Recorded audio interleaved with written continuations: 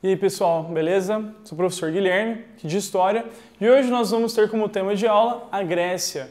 Bom, a Grécia, ela está no conhecimento popular, né? E como é dito, que a Grécia é a mãe, né, pai? A mãe da civilização ocidental. Bom, por que ela é a mãe da civilização ocidental? A gente vai ver na aula de hoje.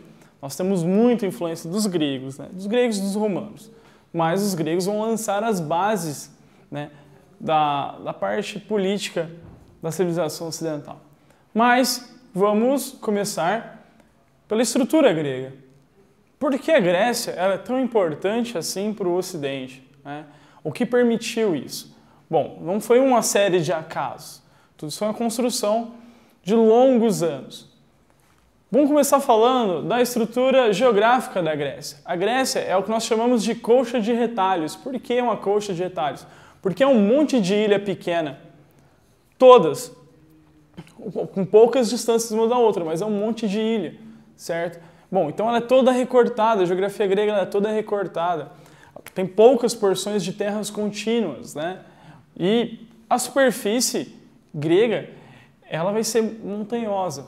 Então, cara, hoje é bacana, é legal ir para lá, fazer uma visitinha, andar de barquinho, bonito, romântico. Naquela época era complicado. Por quê? Não dá para plantar na montanha. Como é que eu vou desenvolver a agricultura na montanha? Ou vou ter uma plantação, sei lá, de feijão na água? Não rola, é complicado. Então os gregos, eles vão surgir já com um grande problema na mão. Mas aí vem até um termo geográfico, entrando um pouco na interdisciplinaridade, que a gente chama de possibilismo geográfico, né? Os gregos, eles vão ter as possibilidades da sua geografia e vão utilizar isso. Bom, toda essa coxa de retalho do território grego, desse grande litoral, vai gerar um isolamento político. Por que esse isolamento político? Como não é uma extensão de terra, não é uma faixa contínua, né? Cada ilha também vai ter sua organização social, suas próprias leis, sua própria organização social. Ela não vai ser contínua, não vai ser um território unificado. Então, quando a gente fala em Grécia também, é importante ressaltar que não é a Grécia de hoje, Estado, né, país, mas sim Grécia da Antiguidade, onde vai ter diversos estados, diversos mini-estados, né? Bom, vai ter um grande isolamento político. Porém, os gregos vão ter como característica muito grande, muito forte, a questão dos helenos. Os gregos se chamavam de helenos. Heleno significa ser grego. Todo não heleno era bárbaro. E aí vem até a utilização do termo bárbaro. O que é o bárbaro, né? O bárbaro é aquele cara, é o selvagem, aquele cara que não entende, né? Aquele cara que ele não tem bons modos. Para o grego, o bárbaro era todo não grego.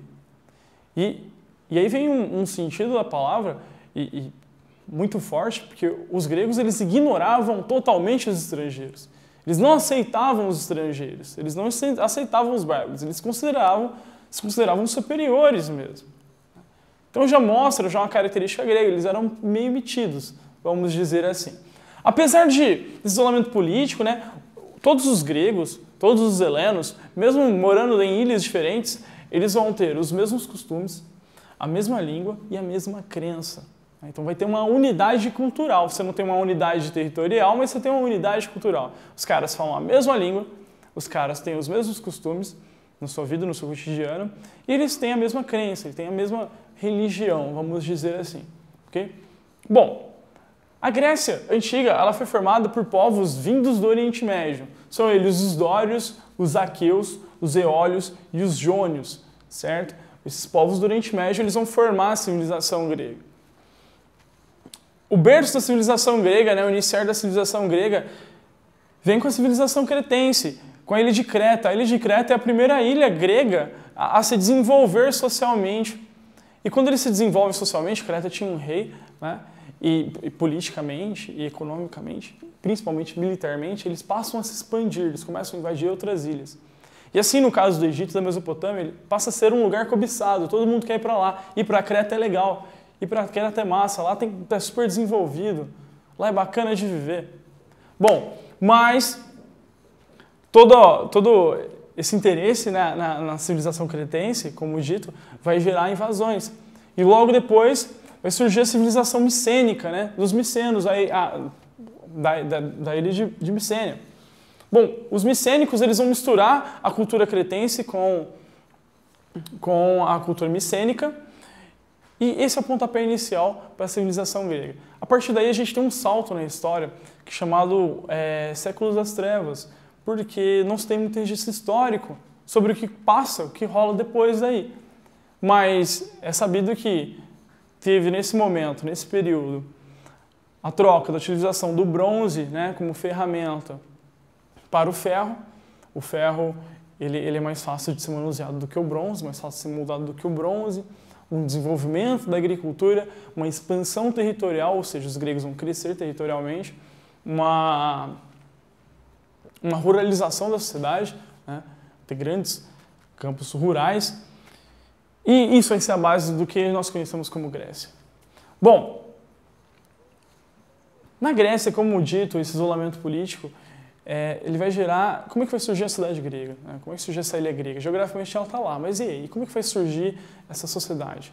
Ela parte da Genos. O que é Genos? Genos vai ser uma pequena comunidade onde vai ter um líder, né? Geralmente o dono de uma grande porção de terra ou o cara mais influente.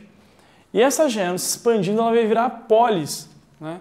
A polis, e daí vem o termo política, vem do nome polis, vai ser a cidade. Dentro da polis, o principal lugar da polis é a ágora. A ágora seria a praça central. Sabe onde é a praça onde hoje tem a sua igrejinha, onde todo mundo se reúne, você come com o seu cachorro quente, enfim. Era a ágora. Né? Na ágora, eles se encontravam e discutiam as questões do cotidiano, eles fofocavam. Né? E partiam dali algumas ideias. Toda essa organização, ela vai ser, né, o conceito de cidade-estado. Então você tem cidades gregas, por exemplo, como nós vamos ver mais nessa aula mesmo, mas na frente, como Atenas e Esparta, que vão ter organizações sociais distintas, né, muito diferentes uma da outra. Partindo desse pressuposto, uma coisa nós podemos ressaltar nessa organização política e nessa organização econômica. Lindo, maravilhoso, tá. Mas vamos voltar, vamos lembrar que a Grécia é um monte de ilha. Como é que eu vou plantar, mais uma vez, nas montanhas? Como é que eu vou plantar no mar? Bom, os gregos, no primeiro momento, eles sentaram e choraram. No segundo momento, eles falaram, alguma coisa a gente tem que tomar, alguma atitude a gente tem que tomar. E os gregos vão desenvolver embarcações. Bom, para que essas embarcações? Se lá o lugar é cheio de água, vamos pescar. Vamos atrás de peixe, vamos nos alimentar de peixe. Bom, beleza, vou comer peixe no café da manhã, peixe no almoço, peixe no jantar. Né? Primeiro, peixe com água no café da manhã, peixe frito no almoço e peixe com peixe no jantar. Pô, não dá para sobreviver só disso. Os gregos vão desenvolver o comércio, então. Eles vão começar a fazer trocas com outros povos.